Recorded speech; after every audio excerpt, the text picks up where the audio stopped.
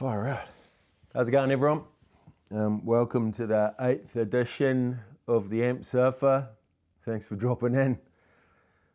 It's been a while since I made my last video. In fact, it's been a real long time.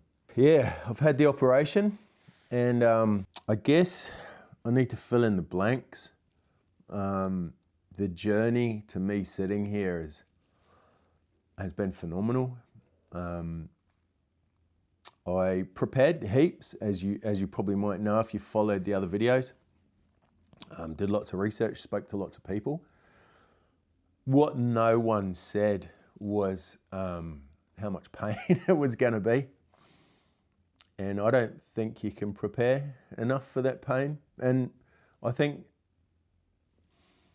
circumspectly, the people that I spoke to, they didn't want to say how much pain it was going to be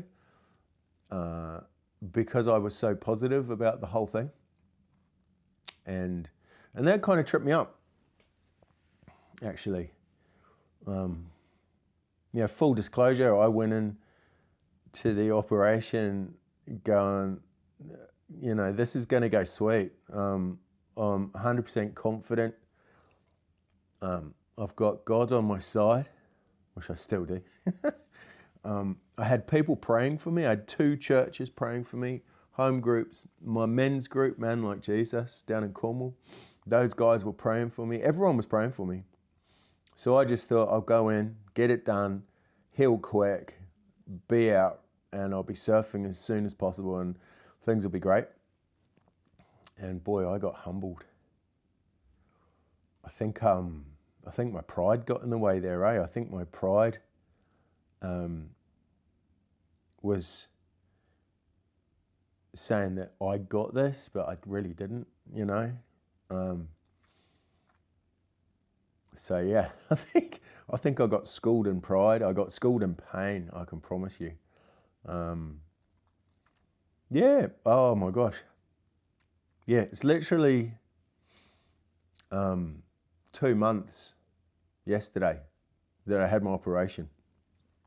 And it's taken me that long to even want to talk about it, like to share it.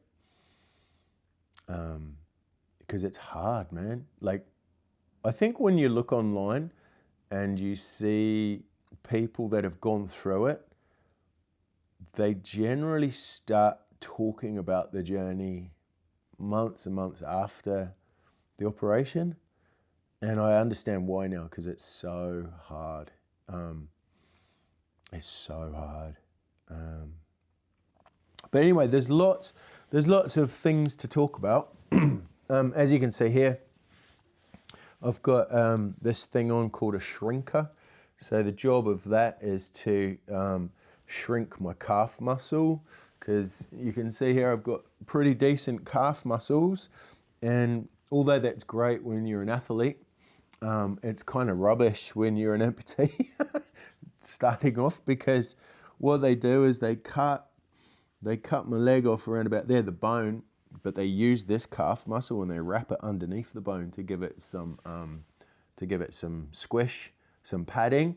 So that's what they've done here.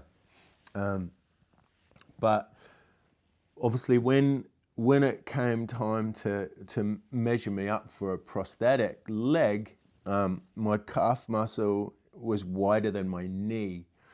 And the problem there is, if there's any engineering type people out there, they'll know that if you've got to put a wide thing in a tube, then the mouth of the tube has to be as wide as the widest part of the thing you're putting in it. So it's wide here, you put it in, and then it gets wide. It's really wide at the top, so my knee would be knocking around inside it. So I had to, when that time came for that, it was a little bit disappointing, and I again had to be humbled, eh? Oh, I'm probably rushing ahead. There's so much to talk about.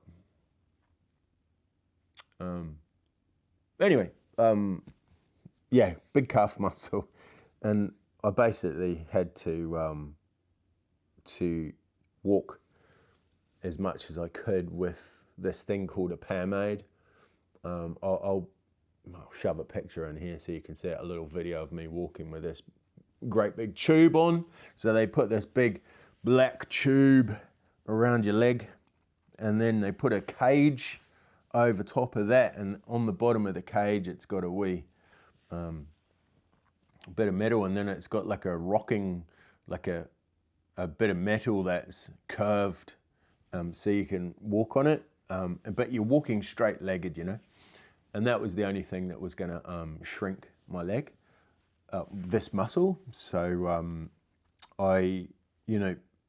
normally you go in and do rehab maybe once, at best twice a week, doing this walking business with the PAM aid. But I kind of said, no, I want to come in every day. And luckily there was a trainee physio called Katie there. She was second year physio, and she was there every day, and she got assigned to me, and that was amazing.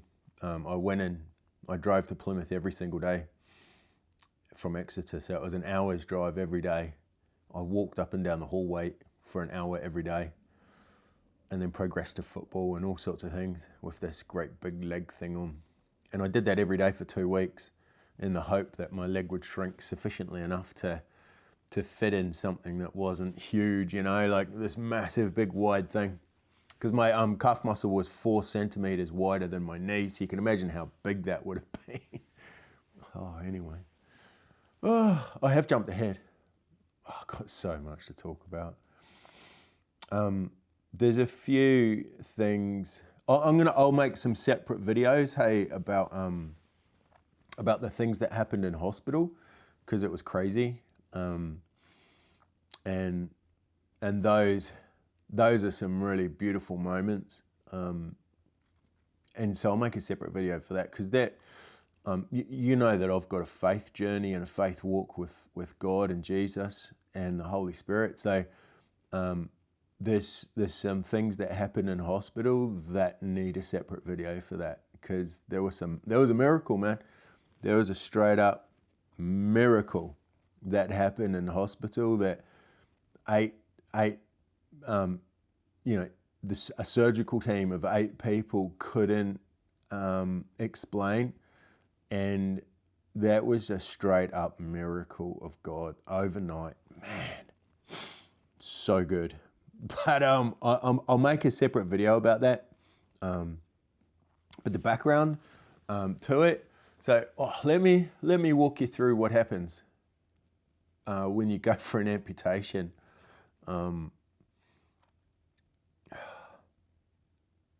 You're in this beautiful waiting room, and they give you your little cloak and stuff, and then you put it on, and I was feeling real chipper. I was feeling pretty good about myself, and anyway, they kind of wheeled me in, and took me.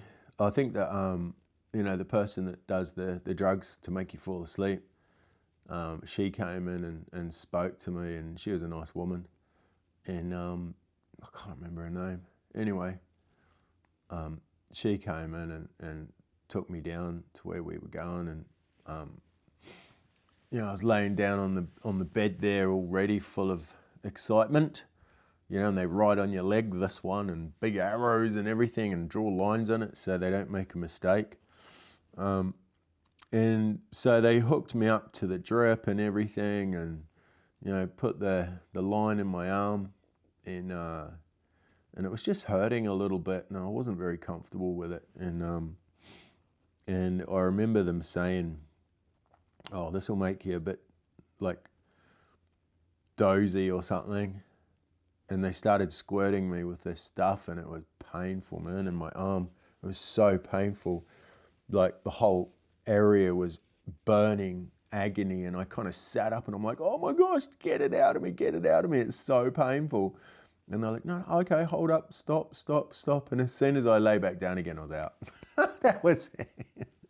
That's gone.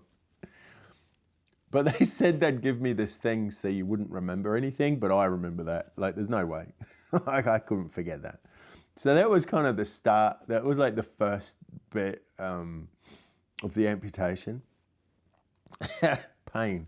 And anyway, I woke up after the op and you know, looked down, and obviously it's not there, and I kind of expected that. I've been expecting that for a whole year. I've been talking about it for ages, and all of a sudden, ding, it was there, and actually it didn't hurt at all. I was like, oh man, score. That operation went so well, it didn't even hurt, man. I've woken up, I'm in no pain. And then they tell me actually the reason you're in no pain is because we've got a nerve blocker in the side of your leg. So they had this like bandagey thing on me that went up to, it was kind of looked like this, but they'd sucked all the air out of it. And in here, they had two little things going into my leg that were nerve blockers. And so for 3 days, you know, they were giving me this nerve block, and it was just bliss. I thought I'd dodged a bullet and I wasn't going to be in pain. Again, my pride. And they said, oh, so day 4, we're going to send you home. That's normal. And of course, my operation was in Plymouth, but I live in Cornwall, so I had to wait for a Cornish wheelchair to arrive. They couldn't give me a Devon one, so I had to wait for a Cornish wheelchair, which apparently was slightly better spec than the Devon one. Come on, Cornwall, let's go. So anyway, it arrived on day 3, so everyone was set for discharge on day 4. Day 3, they said, right, we're going to take this super duper bandage off, and we're going to take out the 2 nerve blockers at 6 a.m. and then you'll start to feel how much pain you're in. And I'm like, oh, sweet ass, let's go. So they did that on day 3. And then slowly I started to feel little things, you know, like a bit of pain here and there, and I'm like, oh, it's not that bad actually. I'm all right. It's pretty sweet. I'll be okay. And you know, I had my little button taking of oxycodone, like it's the same stuff as the other stuff they give everyone else. Anyway, there was that. And so day 3, you know, got to the end of day 3, and I'm like, oh, I can feel some stuff, you know, but I don't think it's the end of the world. And anyway, they took off that bandage when they did the nerve blocker thing, and they saw these 2 huge blisters on the end of my stump, or residual limb, if you want to be not calling it a stump. And they were massive, huge, big blisters, massive things, like real, like they probably were a half an inch off, you know, proud, like filled up, and probably, I don't know, probably a 50 pence piece or 50 cents, depending what country you're living in. Big old things they were. And there was one there and one there kind of thing. And they looked at those and went, wow, we don't know how you got them. And I'm like, well, I don't know how I got them. So they were a little bit confused. Anyway, plastic surgeons, like, I said, what are you going to do with them? And he said, well, we'll de-roof them. I went, oh, that sounds nice. And then, because he's in the military, he just rips the top off these things and then pats them dry. And I'm like, oh, that's painful. Yeah, there was no mucking around. Like, he did not muck around. He didn't say, you're ready. He just started peeling the top off of these things. So in my world, what I would have done was like poked them, squished out all the water, left the skin on there, and then that would have been okay. Nah, not in hospital. They take the skin off. Oof. Anyway, so then they put a bandage on there. I'm like, sweet as. And that, I was okay. I'm still thinking, right, tomorrow I'm going home. And then and so we wake up on day 4, like discharge day, and they're like, we've got some bad news for you, mate. You're not going home. I'm like, why not? And they're like, well, you've got those big blisters, and we need to make sure that you're going to be okay because they're gnarly and we don't know why they're there.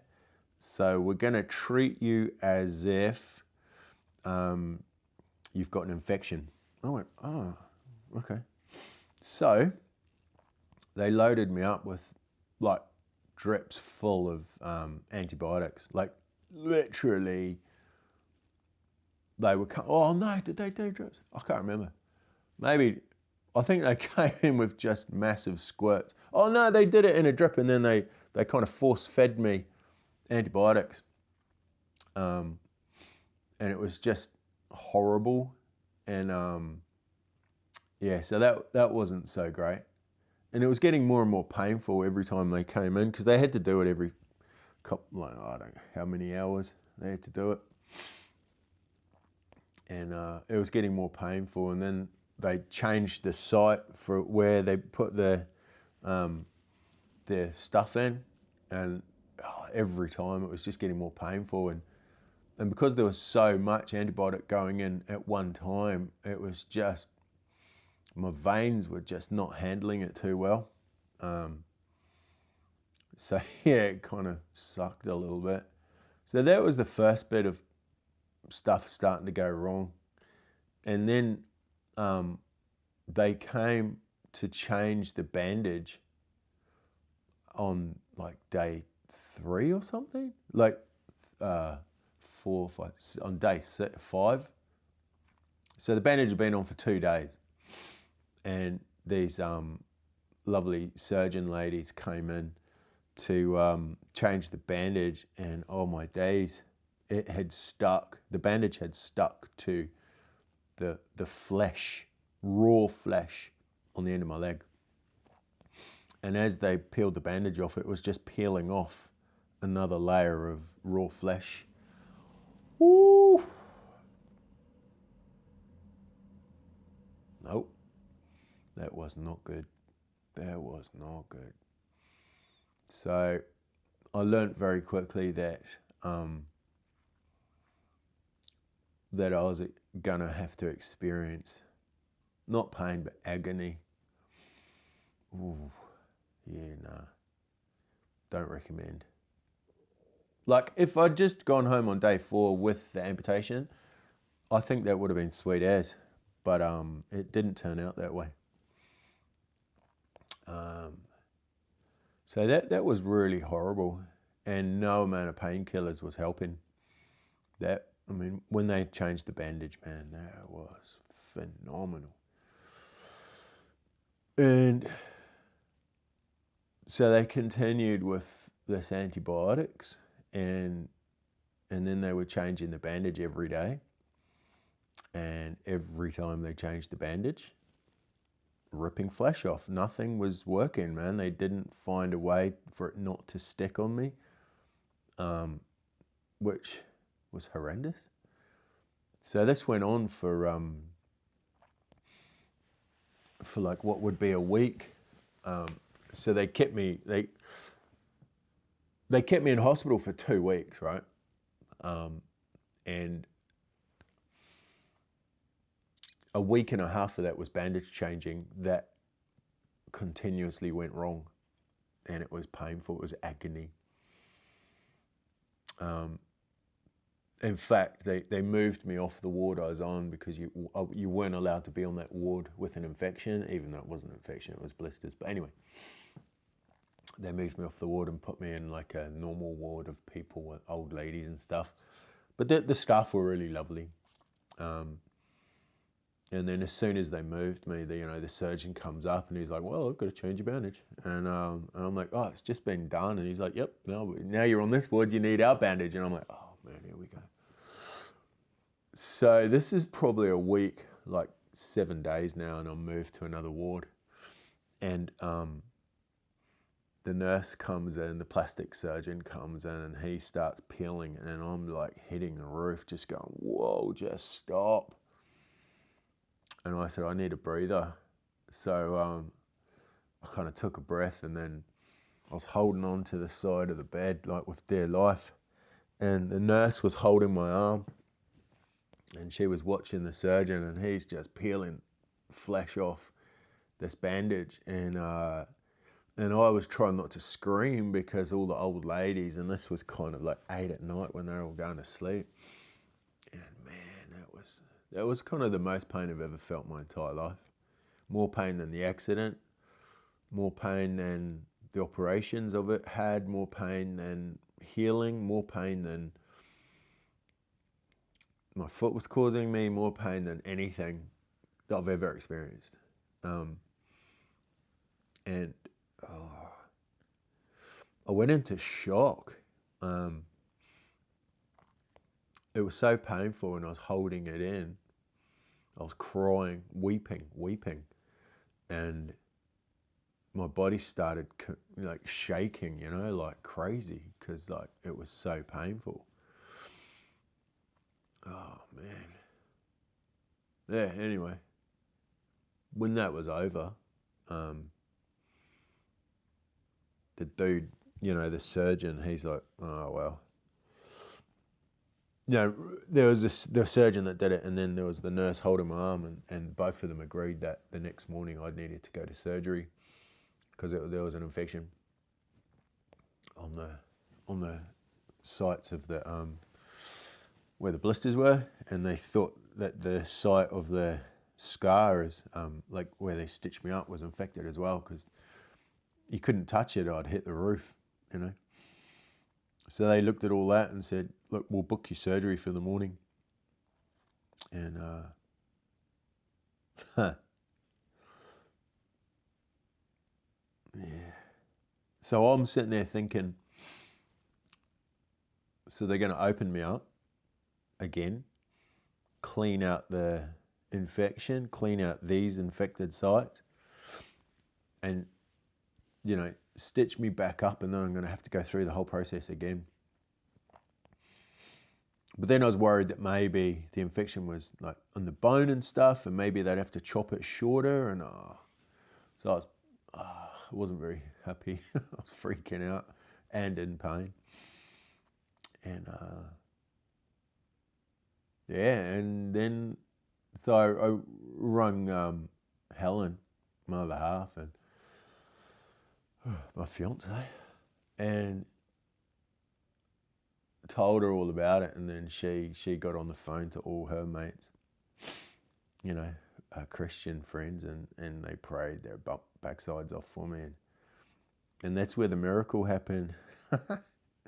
So I'll talk about that separately, because that's crazy, man. And there's a couple of other really awesome things too. So that's where I've been for a while, and then I couldn't go back to my cottage when they did discharge me, because where I live is out in the middle of the country, and there's hills everywhere, and I couldn't even get from my car to the front door, and I had to use a wheelchair, so I couldn't use crutches, and it was just not possible. So I recovered at in Exeter, which is flat, so I could get out the house in the wheelchair and go for a cruise. And so that, I did that for nearly 2 months, and so it's taken that long for me to even want to sit down and talk about it, because it's hard. It's not just hard on me, it's really hard on everyone around me. So it's hard on my daughter down in Newquay, and it's really hard on Helen looking after me, because the man that she loves is now, she's caring for him, and that kind of weirds out the dynamics. That's weird. And it changes from love and adoration to love and carer. And it's like, So that is a weird dynamic that needs talking about too, because the people that look after you, like your other half, your wife, or whatever it is, man, they go through it as well. And I think it's almost worse for them in many ways, because I'm the one on medication, and I'm the one that it's happening to, so I can deal with it a bit better. But they're not on medication and it didn't happen to them. They're just like a bystander, but they're equally as affected and in some ways more affected by it. So that needs a conversation for sure. Yeah, it's crazy. It's so much that's happened, and I will talk about it more as we go along. I think I've kind of broken the back of it. Oh, there's so many other things as well that happened along the way, health-wise as well, man. Like you're on so much medication, like you're on nerve medication as well, and pain medication, pain management, and all of those things kind of block you up a little bit. So nobody wants to talk about that, but I haven't watched one video of being an amputee where anybody talks about it, so maybe I'll be the guy that talks about it. But that, it blocks you up, man. And then if you're really unlucky, you might end up with, I don't know what they're called, piles or something? I don't know. And then that really hurts too, and then you don't want to go for a pee. Ooh, how about this? This is like a ridiculous, crazy thing that I haven't heard anybody talk about, but my surgery, they did something called RPNI. I can't remember what that means, but I know what they did. So they took my sciatic nerve that goes down your leg, and they kind of, I guess they pulled it out and didn't cut it off and left it dangling. And then they sewed on a piece of muscle from the bit that they were throwing in the bin. And then they let it go, I guess, and it went back up and with a bit of muscle. So that's called RPNI. And what that did is that gives you like a 75% chance of not getting phantom pain. And so, yeah, that's kind of been a real good thing. But your nerves are still firing off, and you get electric shocks, you get pain, you get all sorts of weird things happening. So it's, I might be sitting there and then whack, I get an electric shock and my whole body jumps out of its seat, and that's what it was like at the beginning. So it's no wonder I didn't feel like talking to anybody, man, because it's just hard work. And you carry, shivers, you carry all that pain, in your body. So, all the pain that you've got here and those electric shocks and the tingling and up until recently, it's felt like I've had a red hot poker, like metal shoved up in my bone, like constantly 24/7, and then a real intense pins and needles around it, and it just wouldn't go away. So that's like all day, and you're trying to function with this intense feeling as well, and that really sucks for a long time, for months. Yeah, I think maybe not 2 months, but definitely 6 weeks. I think that really hurt for. So I'm at 8 weeks now, and I don't have that intense feeling. I just have like little weird sensations down here, but compared to a month ago, compared to 3 weeks ago, it's so much better. So it just takes that time. And I think most people say that, you'll have a vast improvement at 8 weeks. But I can tell you and promise you that to get to 8 weeks feels like a year. Oh, I've got a blocked nose, I'm so sorry, I'm sniffing. So yeah, it's nuts that sensation. But what I was getting to, I kind of forgot. What I was getting to was that that everything's connected. All these nerves are connected. So I found that I would be just sitting there and my stump would just start hurting for no reason, and I couldn't work out why. So I kind of thought, well, maybe I need to go to the toilet because I haven't been, and I'd go to the toilet and I'd need a pee, but I didn't know I needed a pee, but the stump was telling me. So all those nerves are connected down there, and like it's crazy. So they must be connected down here, but you just, it doesn't, the nerves are kind of up and down, and your brain connects them all together. But when you've got that chopped off, it's not all connected, and then weird things are happening. So I'd go for a pee, and this would be tingling and firing off, and I'd be like, oh, that's proper weird. And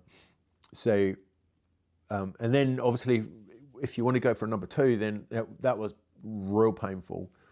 And even now, it still fires off. Like when I go for a number two, like in a kind of a pain, but like out of 1 to 10, it's like a 2, or maybe a 1 or a 2. So it's not so bad, but it's just so bizarre how all these things are connected. So yeah, it's been a trip. There's so much more to talk about, and I'll think of things to talk about as I go along. But the people around me have just been solid. Helen, my fiance, has just been incredible this whole time, but it's taken a toll on her as well. But 100% recommend having good people around you. I would not want to do this on my own, and I certainly would not want to do it without faith. No way. I think if I did it without faith, I probably would have broken. Definitely, no question. I don't think I would have made it, personally. So yeah, no, faith has been a massive part of this journey. But there we go. So that's probably enough for a little introduction. I'm going to make a whole bunch more because I actually got my leg yesterday, my new one. So I need to do a video about that. So here we go. Hopefully this will be the start of a whole bunch of new videos. But thanks for dropping in, everyone. And I can't remember how I sign off normally. But we'll get to it. Yeah, thanks very much, fellas. And we'll see you soon. Oh, don't fall over, Bracefield. Do not fall over.